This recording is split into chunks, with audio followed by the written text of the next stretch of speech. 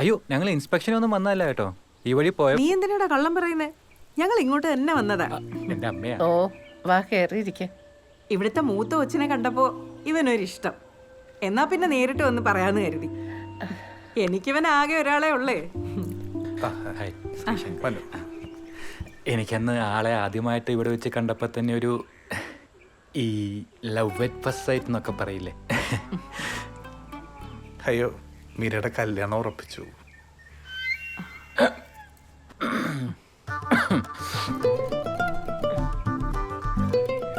ആദ്യമായിട്ടാ ഇവനൊരു പെങ്കൊച്ചിന്റെ കാര്യം എന്നോട് പറഞ്ഞ്. അന്വേഷിച്ചപ്പോ ഇവിടുത്തെ മോളെ പറ്റി എല്ലാവർക്കും നല്ല അഭിപ്രായം. അതാ ഞാൻ തന്നെ നേരിട്ട് വന്നേ. ഇങ്ങനെ ഒരു ആലോചന വന്നില്ലായിരുന്നെങ്കിൽ. ഓ അത് സാരമില്ല. ഇത്രയും നല്ല മോളെ കെട്ടാനുള്ള പുണ്യൊന്നും ഇവൻ ചെയ്ത് കാണില്ല. ഇങ്ങനെ വിളിക്കുന്നോണ്ടൊന്നും തോന്നരുത്. രണ്ടുപേരും കല്യാണത്തിന് വരണം. എന്തായാലും ഞങ്ങൾ വരും. ഇവിടെ വരെ വന്നിട്ട് മോളെ ഒന്ന് നേരിട്ട് കാണാൻ പോലും പറ്റിയില്ലല്ലോ. അല്ല, മോളിവിടെ ഇല്ലേ? അവൾക്ക് ഇന്ന് സ്പെഷ്യൽ ക്ലാസ് ഉണ്ട്.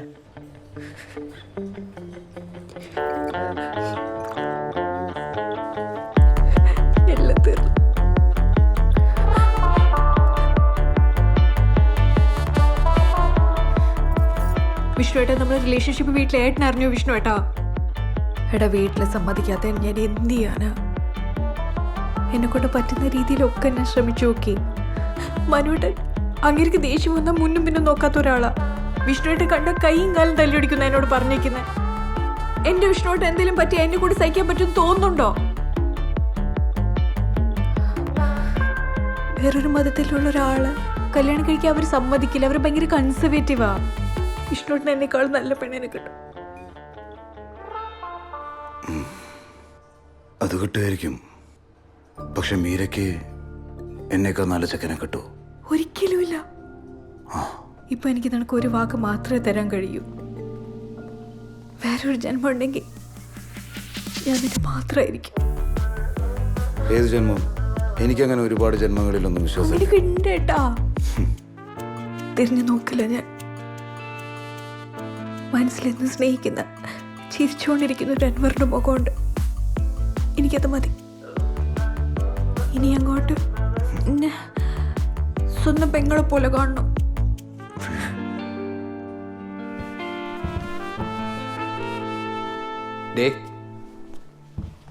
ചേട്ടൻ കൈയും കാലം തൊല്ലിയൊടിക്കുന്നു പറഞ്ഞത് സത്യേറ്റം പറഞ്ഞാണോ?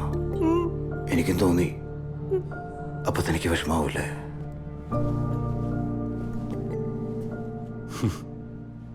നിന്റെ കല്യാണം ഉറപ്പിച്ചല്ലേ? ഞാൻ അറിഞ്ഞു. പ്രേമിച്ചിടന്ന് ഇത്രയും കാലം നിനക്കെൻ്റെ ജാതി മതം ഒരു പ്രശ്നമല്ലായിരുന്നു. വലിയ കൊമ്പത്തോടെ കെട്ടുറപ്പിച്ച് കഴിഞ്ഞപ്പോൾ അവളെ കോപ്പിലൊരു ഡയലോഗ്, ഇനിയൊരു ജന്മം ഉണ്ടെങ്കിൽ സ്വന്തമായിരിക്കും പോലും. അങ്ങനെയാണെങ്കിൽ നമുക്ക് അടുത്ത ജന്മത്തിൽ നിൽക്കാം അല്ല മീര? നീ കെട്ടി സുഖമായി ജീവിക്കുന്ന എനിക്കൊന്ന് കാണണം.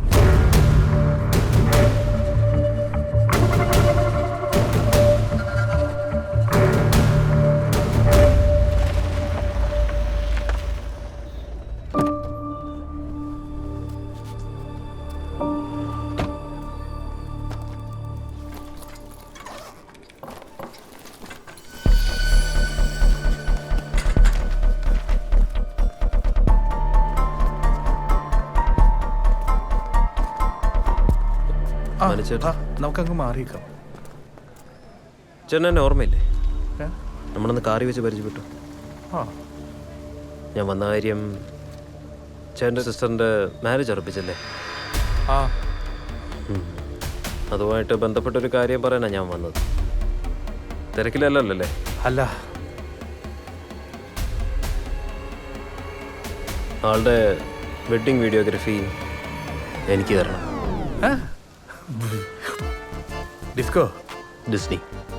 ഡിസ്നി വെഡ്ഡിങ് വീഡിയോഗ്രാഫി ഞാൻ വേറൊക്കെ കൊടുത്തു. ഓ, കൊടുത്തല്ലേ? സാരമില്ല. അതില്ലേലും കല്യാണത്തിന് ഞാൻ വരും. വരണമല്ലോ. പടാ.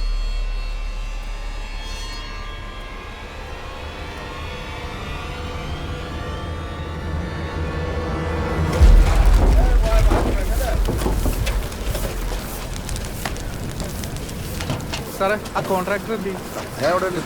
അല്ല അയാളോട് പറഞ്ഞു ഈ തൂപ്പ് കിട്ടുമ്പോൾ നാട്ടുകാരടുത്ത് ചോദിച്ചിട്ട് വേണം ചെയ്യാൻ. ഇത് നിറച്ചിട്ടില്ല സാറേ, ഇവിടെ എല്ലാം മൊത്തം അടിക്കാം.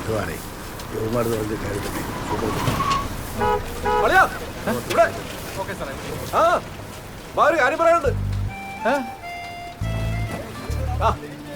അല്ല വർക്കിലാണ്. 10 മിനിറ്റ് ഒരു സീരിയസ് കാര്യ. വാ കേറ് കേറ്. അളിയന്റെ ഫ്രണ്ട് കേറിക്കോ. നിങ്ങൾ കൂടെ അറിഞ്ഞിരിക്കേണ്ട കാര്യ. വാ. ഞാൻ വരാം. വാതെ പെട്ടെന്ന് വരാം. 2 കോഫി 1 മസാല ദോശ. അല്ലല്ല 3 കോഫി 3 മസാല ദോശ. വട വെക്കണോ? പിന്നെ വട അല്ലേ? അളിയനെന്താ പെട്ടെന്നൊരു മിന്നൽ സന്ദർശനം? അച്ഛൻ നിന്ന് വിട്ടതാ കറിവത്തി കൊടുക്കാനായിട്ട്.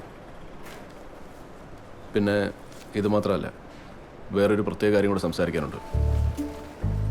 എന്താ? കല്യാണത്തിന് ഇനി കുറച്ച് ദിവസം കൂടെയല്ലേ ബാക്കിയുള്ളൂ. രാത്രി ഫോൺ വിളിച്ച് മിണ്ടിയും പറഞ്ഞൊക്കെ ഇരിക്കാന്ന് പറഞ്ഞപ്പം അളിയന്റെ പെങ്ങളെന്താ പറഞ്ഞെന്നറിയാവോ? എന്ത് പറഞ്ഞു? രാത്രി 10 മണിക്ക് ശേഷമുള്ള ഒരു ഫോൺ വിളികൾക്കും അവളില്ലെന്ന്. എന്റെ പൊന്നളിയ, എന്താളിയ ഇത്ര അടക്കം ഒതുക്കുള്ള ഒരു പെൺകുട്ടി ഞാൻ എന്റെ ലൈഫിൽ ഇതുവരെ കണ്ടിട്ടില്ല. Absolutely homely and aristocratic. ഇതുപോലൊരു പെൺകുട്ടിയാണ് ഞാൻ ഇതുവരെ കാത്തിരുന്നത്. ഞങ്ങളുടെ ഭാഗ്യം. എന്നാ അളിയ മട കഴിക്ക്.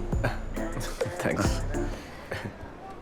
സത്യത്തില് മീരയുടെ ഈ ഒരു സ്വഭാവത്തിന് ക്രെഡിറ്റ് കൊടുക്കേണ്ടത് അവളെ ഇങ്ങനെ വളർത്തിക്കൊണ്ടുവരാൻ കാരണഭൂതനായ അളിയനാണ്. എന്ത് കരുതലായി മനുഷ്യന്. കൊടുകൈ അളിയ. Shake hand. Only respect. മനസ്സിലായി. കഴിക്കും.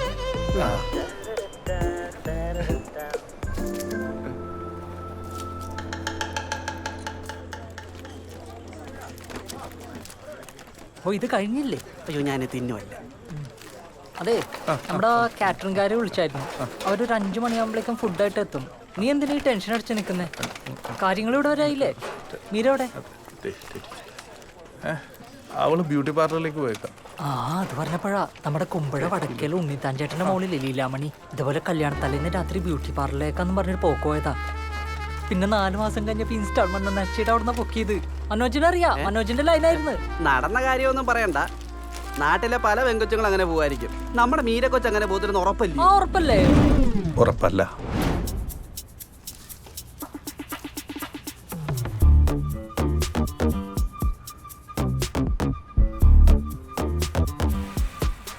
നീ അത് നോക്കിക്കേ, എന്തോ ഒരു വശപശക്കില്ലേ, ആരെയോ കാത്തു വെക്കും പോലെ. നീ ടെൻഷൻ അടിക്കല്ലേ, അവൾ ഇറങ്ങി വരട്ടെ, നമുക്ക് വെയിറ്റ് ചെയ്യാ. ആ അവള് വന്ന്.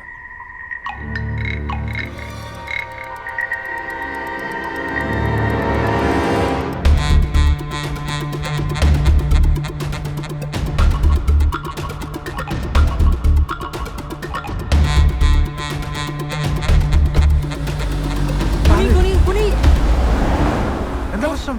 അവര് അതിനവർക്ക് നമ്മളറിയില്ലോ. അത് ശരിയാണല്ലോ. ഇനി എഴുന്നേക്കാവോ? ആ പിന്നെ എഴുന്നേക്കാതെ. മീര മീര നിങ്ങളെന്താ ഇവിടെ? പറഞ്ഞോ. എന്നെ പിക്ക് ചെയ്യാൻ വന്നാണോ? ഞാനിങ് വന്നേനല്ലോ. വേണ്ട, പോവാം, കേറ്. അയ്യോ എനിക്ക് 1-2 ഷോപ്പിംഗ് കൂടെ ഉണ്ട്. ഞങ്ങളും വരാം.